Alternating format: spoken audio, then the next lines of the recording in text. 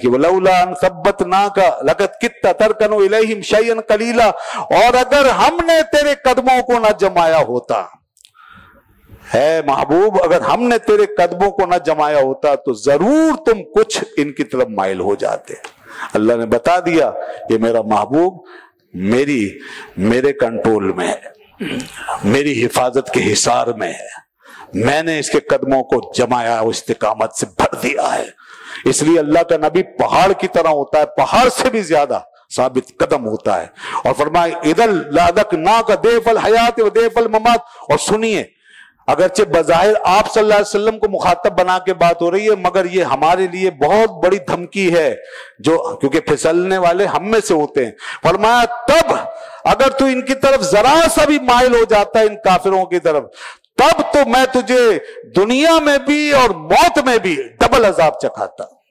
یعنی بالفرض اگر تو ذرا سا بھی مائل ہو جاتا تو اے پیارے میں تجھے بھی ڈبل عذاب چکھاتا، دنیا میں بھی اور مرتے وقت بھی۔ اللہ اکبر۔ ثم لا تجد لك علینا نصیرا، اپنے لیے ہمارے مقابلے میں کسی کو مددگار نہ پاتا۔ یہ ہمیں سمجھایا جا رہا ہے۔ وَإِن كَادُوا لَيَسْتَفِزُّونَكَ مِنَ الْأَرْضِ، اور اگر یہ مکے والے تجھے اس زمین میں مضطرب کر رہے ہیں، بے چین رکھتے ہیں، پریشان کرتے ہیں، لِيُخْرِجُوكَ مِنْهَا، تاکہ تجھے اس سرزمین سے نکال دیں، اور یہی ہوا، نکال دیا انہوں نے ظالموں نے۔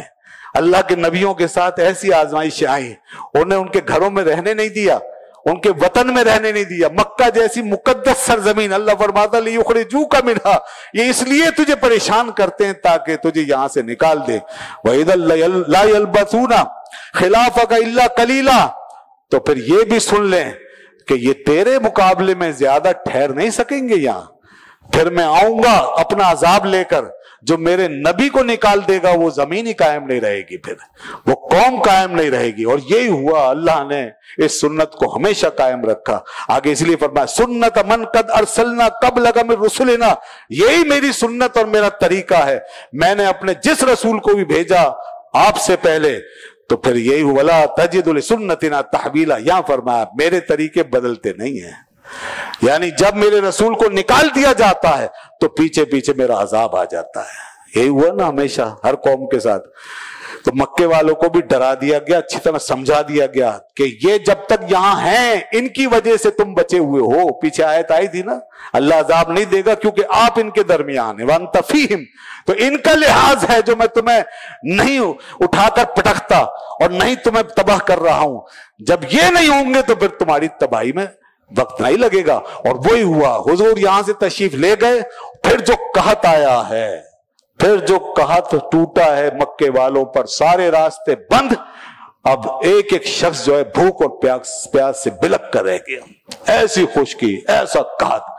جب اس قحط میں پھنسے اور ہر طرف سے مجبور لاچار ہو گئے، اور سارے ان کے دماغ جو ہے نا وہ بدل گئے، ان کے غرور نکل گئے، تکبر ان کا اتر گیا۔ اس کے بعد ابو سفیان گئے کچھ لوگوں کو لے کر اور حضور کی بارگاہ میں حاضر ہوئے اور کہا ہے محمد صلی اللہ علیہ وسلم، میں آپ کو اس قرابت کا واسطہ دیتا ہوں جو آپ کے اور ہمارے درمیان قائم ہے۔ آپ صلہ رحمی کرنے والے ہو، آپ رحم دل ہو، آپ کریم ہو۔ اے محمد، ہمارے بچے بھوک سے مر رہے ہیں، ہمارے جانور ہلاک ہو رہے ہیں، ہمارا سب کچھ ختم ہو گیا ہے، اگر آپ نہیں کرو گے تو پھر کون کرے گا؟ اب حضور کا دریا رحمت جوش میں آ گیا۔ جب ایسا معاملہ ہو جائے اور ادھر رحمت للعالمین کی بارگاہ میں دعائی دی جائے تو رسول پاک پھر رہ نہیں پاتے، پھر آپ کا دریا رحمت جوش میں آیا، آپ نے پھر لوگوں سے کہا ان کی مدد کرو۔ چنانچہ نجد سے جو غلہ آتا تھا وہ سب کھلوا دیا، آپ نے خود کھلوا دیا، ورنہ تو اللہ ان کو عذاب دے کے مار دیتا مکے والوں کو۔ حضور نے پھر ان کے لیے آپ نے یہ کیا کہ ان کا غلہ کھلوا دیا، اور آپ نے ہمیشہ ان کی ہدایت کی دعا فرمائی۔ طائف کے واقعہ میں بھی اور احد میں بھی ہمیشہ حضور نے یہی کہا، یا اللہ ان کو ہدایت عطا فرما۔ یہ دعائیں رنگ لائیں جو وہ بچ گئے۔ بدر وغیرہ میں مختلف لڑائیوں میں اللہ کا عذاب آیا ان پر، اور ان کے بڑے بڑے جو سرغنے تھے وہ مارے گئے، یہ بھی عذاب ہے۔ اللہ بدر میں مارے گئے، حنین میں مارے گئے، ایسے سارے صاف ہو گئے، اور پھر جو صحیح لوگ تھے وہ رہ گئے جن کے حصے میں ایمان تھا۔